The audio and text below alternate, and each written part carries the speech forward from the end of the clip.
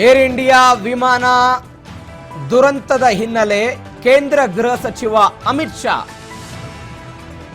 ಕೆಲವೇ ಗಂಟೆಗಳಲ್ಲಿ ಅಹಮದಾಬಾದ್ಗೆ ಬಂದ್ಬಿಟ್ಟಿದ್ದಾರೆ. ಗುಜರಾತ್ ಮುಖ್ಯಮಂತ್ರಿಗಳನ್ನು ಕೂಡ ಅಮಿತ್ ಶಾ ಭೇಟಿ ಆಗ್ತಾರೆ. ಬಿಕಾಸ್ ಕೇಂದ್ರ ಗೃಹ ಸಚಿವರು ಒಂದು ಕಡೆ, ಮತ್ತೊಂದು ಕಡೆ ಅಮಿತ್ ಶಾ ಮತ್ತು ನರೇಂದ್ರ ಮೋದಿ ಅವರ ತವರು ರಾಜ್ಯ ಗುಜರಾತ್ ಮಾಹಿತಿಯನ್ನ ಪಡೆದುಕೊಂಡಿದ್ದಾರೆ ದೂರವಾಣಿ ಮುಖಾಂತರ. ಕೇಂದ್ರ ವಿಮಾನಯಾನ ಮತ್ತು ನಾಗರಿಕ ಸಚಿವ ನಾಯ್ಡು ಅವರ ಜೊತೆಗೂ ಕೂಡ ಸಂಪರ್ಕದಲ್ಲಿದ್ದರು. ನಾಯ್ಡು ಅವರೇನೋ ಇವತ್ತೊಂದು ಹೈದರಾಬಾದ್ ಒಂದು ಕಾರ್ಯಕ್ರಮ ಇತ್ತು ಅವರದ್ದು. NDA ಸರ್ಕಾರ ಅಂದರೆ ಅಧಿಕಾರಕ್ಕೆ ಬಂದು 1 ವರ್ಷವಾದ ಹಿನ್ನೆಲೆ ಒಂದು ಸಂಭ್ರಮಾಚರಣೆಯ ಕಾರ್ಯಕ್ರಮ ಏನೋ ಇತ್ತು. ಆ ಕಾರ್ಯಕ್ರಮದಲ್ಲಿದ್ದರು. ಈ ಘಟನೆ ಆದ ನಂತರ ಅವರು ಕೂಡ ಅಹಮದಾಬಾದಿಗೆ ಬಂದಿದ್ದಾರೆ ಅನ್ನುವಂಥ ಸುದ್ದಿ. ಮತ್ತೊಂದು ಕಡೆ ರಾಜ್ಯದಲ್ಲಿ ಬಿಜೆಪಿ ಸರ್ಕಾರ ಇದೆ, ವಿಜಯ್ ರೂಪಾನಿ ಅವರು ತೀರ್ಕೊಂಡಿದ್ದಾರೆ ಅನ್ನುವಂಥ ಸುದ್ದಿಗಳು. ಅಂದರೆ ಸಂಖ್ಯೆ ನೋಡಿ, 242 ಜನ. ನನಗೆ ನೆನಪಿದೆ, 90ರ ದಶಕದಲ್ಲಿ ಒಂದೇನೋ ಇಂಥದ್ದೊಂದು ಘಟನೆ ಆಗಿತ್ತು. ಅವತ್ತು 300 ಚಿಲ್ಲರೆ ಜನ ಮೃತಪಟ್ಟಿದ್ರು. ಅದು ಹೈಯೆಸ್ಟ್ ಭಾರತದಲ್ಲಿ ಮೃತಪಟ್ಟವರ ಸಂಖ್ಯೆ 300 ಚಿಲ್ಲರೆ, 350 360 ಎಕ್ಸಾಕ್ಟ್ ನಂಬರ್ ಇದೆ. ಆ ಪರಿಪ್ರಮಾಣದಲ್ಲಿ ಅವತ್ತು ಜನ ಮೃತಪಟ್ಟಿದ್ರು. ಇದೀಗ ಈ ಘಟನೆಯಲ್ಲಿ 242 ಜನ ಮೃತಪಟ್ಟಿದ್ದಾರೆ. ದೊಡ್ಡ ಸಂಖ್ಯೆ ಇದು. ವಿದೇಶಿ ಪ್ರಜೆಗಳಿದ್ದಾರೆ, ಭಾರತದವರಿದ್ದಾರೆ. ಆ ಬ್ಲ್ಯಾಕ್ ಬಾಕ್ಸ್ ಅನ್ನೋದೇನೋ ಇರುತ್ತೆ, ಅದನ್ನು ಹೊರತೆಗೆದ ನಂತರ ಏನಾಗಿತ್ತು ಅನ್ನೋದು ಅದಾದ ಮೇಲೆ ಗೊತ್ತಾಗುತ್ತೆ.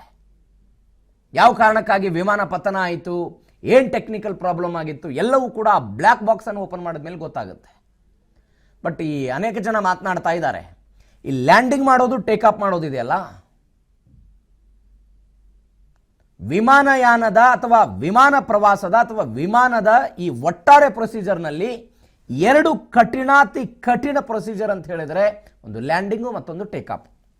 ಈ ಸಂದರ್ಭದಲ್ಲಿ ಅವಘಡಗಳಾಗುತ್ತೆ. ಕಳೆದ 1 ವಾರದ ಹಿಂದೆ ಯಾವುದೋ ಒಂದು ವಿಮಾನ ಏನೋ ತೊಂದರೆ ಆಯಿತು ಅನ್ನೋ ಕಾರಣಕ್ಕಾಗಿ ಮಧ್ಯಪ್ರದೇಶನೋ ಹಿಮಾಚಲ ಪ್ರದೇಶದಲ್ಲಿ ನಡು ರಸ್ತೆಯಲ್ಲೇ ತುರ್ತು ಸ್ಪರ್ಶ ಮಾಡಿತ್ತು. ಒಂದು ಮನೆಗೆ ಹೋಗಿ ಡಿಕ್ಕಿ ಹೊಡೆದಿತ್ತು. ಯಾವುದೇ ಅಹಿತಕರ ಘಟನೆಗಳಾಗಿರಲಿಲ್ಲ, ಯಾರು ಮೃತಪಡಲಿಲ್ಲ. ಅವತ್ತು 1 ವಾರದ ಹಿಂದೆ ಆಗಿರೋ ಘಟನೆ ಅಷ್ಟೇ, ನಮ್ಮದೇ ದೇಶದಲ್ಲಿ ಆಗಿರೋ ಘಟನೆ.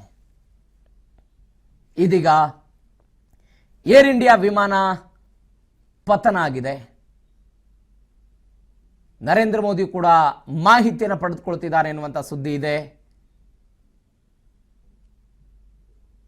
ಇದೀಗ ಗೃಹ ಸಚಿವ ಅಮಿತ್ ಶಾ ಕೂಡ ಕೆಲವೇ ಕ್ಷಣಗಳಲ್ಲಿ ಗುಜರಾತ್ನ ಮುಖ್ಯಮಂತ್ರಿಗಳನ್ನು ಭೇಟಿ ಮಾಡ್ತಾರಂತೆ.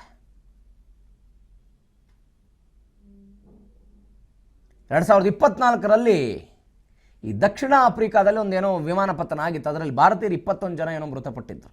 ಇದೆ ಇವತ್ತು ಯಾವ ಕಂಪನಿಯ ವಿಮಾನ ಇದಾಗಿದೆ, ಪತನ ಆಗಿದೆ, ಅದೇ ಕಂಪನಿ ಬೋಯಿಂಗ್ 787 ಏನಿದೆ, ಇದೇ ವಿಮಾನ ಅಲ್ಲಿ ಪತನ ಆಗಿತ್ತು.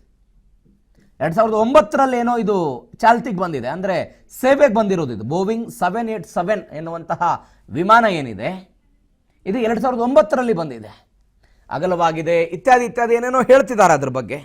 2009ರಿಂದ ತನ್ನ ಸೇವೆಯನ್ನು ಕೊಡ್ತಾ ಇತ್ತು.